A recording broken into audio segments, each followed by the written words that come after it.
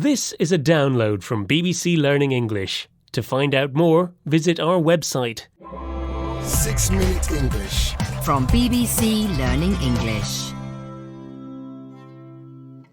Hello, I'm Rob, and this is 6 Minute English, the show that brings you an interesting topic, authentic listening practice, and some vocabulary to help you improve your language skills. And hello, I'm Neil. Our topic today is transport. How do you think you'll be travelling to work in, say, 30 years' time, Rob? Well, not only will home working be more prevalent, that means common, but I hope I won't be working in 30 years' time. Aha, good answer. But if we look back and see how transport has changed in the last 30 years, it makes you wonder what the future holds. Yes, we've seen how air travel has become commonplace for many people. Commonplace means not unusual.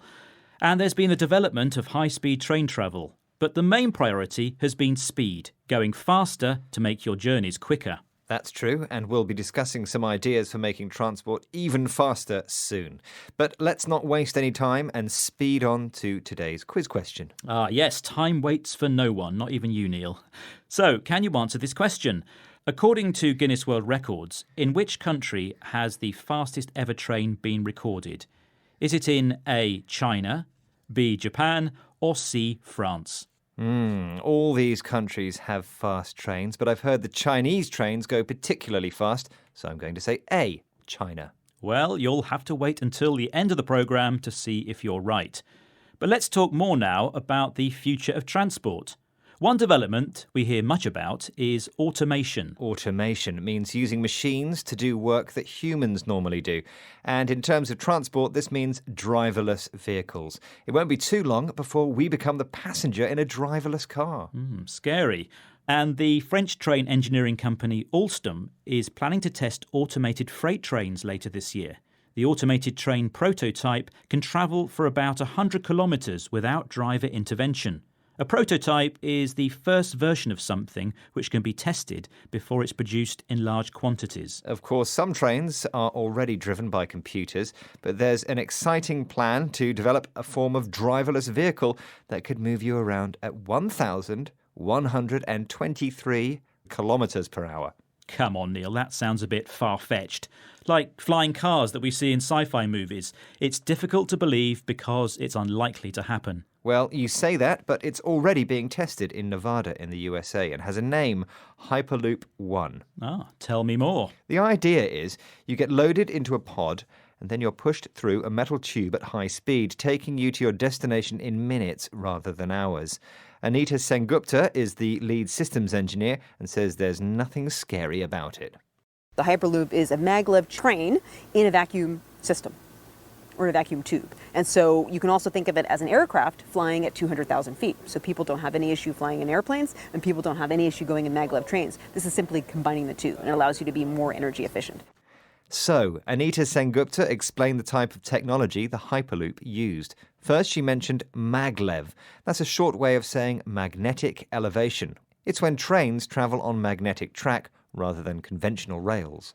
And then she mentioned a vacuum system. A vacuum is a space that has all the air and other gases removed from it. So the tube these pods travel in have no air, so there's no resistance.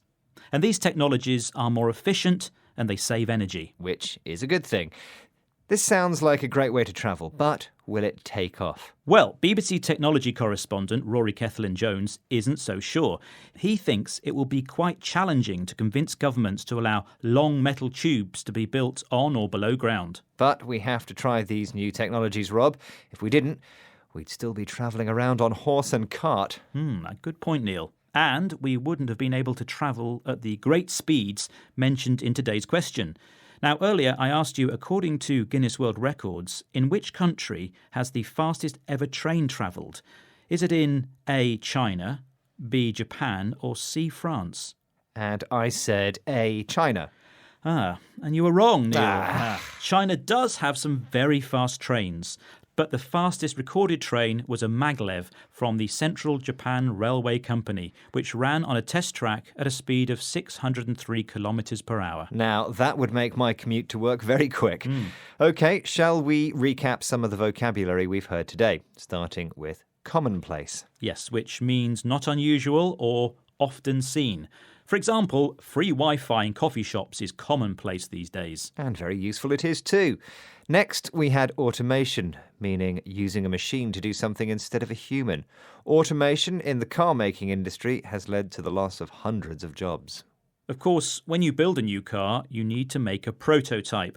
That's the first version of something which can be tested before it's produced in large quantities. The prototype of a new solar-powered bike has been so successful that it's now going into mass production. Come on, Rob, that sounds a bit far-fetched. And by that, I mean so unbelievable it's unlikely to happen. Well, something people once thought far-fetched is now a reality, and that's maglev. That's short for magnetic elevation, and is how some of the world's fastest trains travel. Finally, we discussed the word vacuum. It's a space that has had all the air and other gases removed from it, basically an empty space. The plan for Virgin's Hyperloop One is to make a maglev even faster by putting it in a vacuum tube. And that brings us to the end of today's 6 Minute English. Don't forget to check out our YouTube, Facebook, Twitter and Instagram pages, and we'll see you next time. Goodbye. Bye. 6 Minute English. From BBC Learning English.